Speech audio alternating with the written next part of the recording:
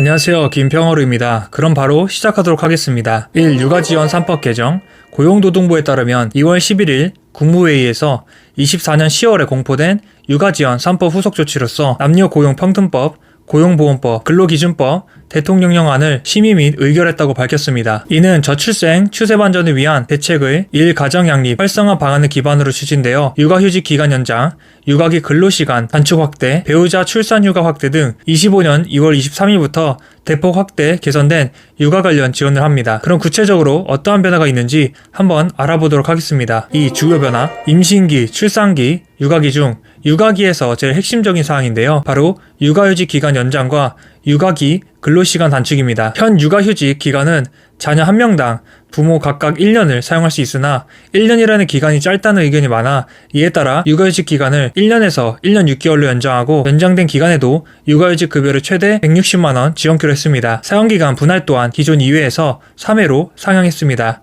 단 부모가 육아휴직을 각 3개월 이상 사용하신 경우에 1년 6개월로 늘어나지만 한부모 가정, 중증 장애아동 부모의 경우 이와 무관하게 기간 연장이 된다고 합니다. 참고사항으로 기존에는 육아휴직을 출산휴가 등과는 별도로 신청해야 했으나 출산 후 18개월 이내에 시작하실 경우 출산휴가 신청 시 통합 신청이 가능하고 육아휴직 신청 후 14일 이내에 사업주는 전자방식을 포함한 서면으로 허용 의사를 표시해야 하며 기간 내 사업주가 미응답할 경우 이와 관계없이 신청한 대로 사용이 가능합니다. 다음으로 육아기 근로시간 단축 확대입니다. 어린이집 등하원, 병원 방문 등 자녀를 케어하기 위해 근로시간을 주당 5에서 25시간 단축하는 제도로 기존 사용기간 최대 2년에서 올해 최대 3년으로 기존 만 8세 이하에서 초등학교 6학년에 해당하는 만 12세 이하까지 확대 개편했습니다. 이뿐만 아니라 육아휴직 미사용 기간은 2배로 가산하여 육아기 근로시간 단축에도 사용할 수 있다고 합니다. 예를 들어 법 시행 당시 육아휴직 1년을 육아기 근로시간 단축으로 사용하고 시행일 기준으로 6개월이 남아있는 경우 미사용한 육아휴직 6개월을 2배 가산하여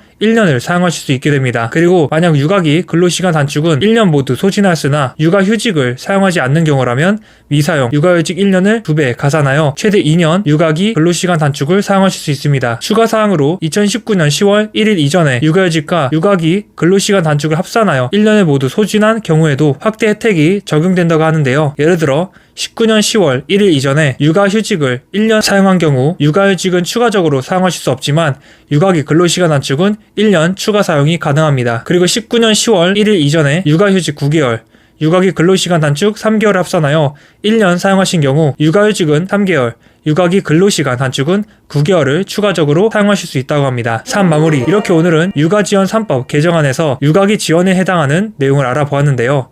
육아기뿐만 아닌 임신기나 출산기에도 난임치료휴가, 임신기 근로시간 단축, 배우자 출산휴가 등 다양한 지원 제도들도 개선되었다고 합니다. 이로써 육아와 이를 병행하는 부모의 출산, 육아의 부담을 조금이나마 덜 수 있기를 바라며 올해 달라진 육아지원 제도의 자세한 사항을 고용노동부 홈페이지나 일생활균형 누리집에 들어가셔서 찾아보실 수 있는데 제가 따로 링크를 걸어드릴 테니 육아지원 제도에 대한 궁금한 사항을 편하게 보시기 바랍니다. 그럼 이만 마치도록 하겠습니다. 안녕, 구독, 공유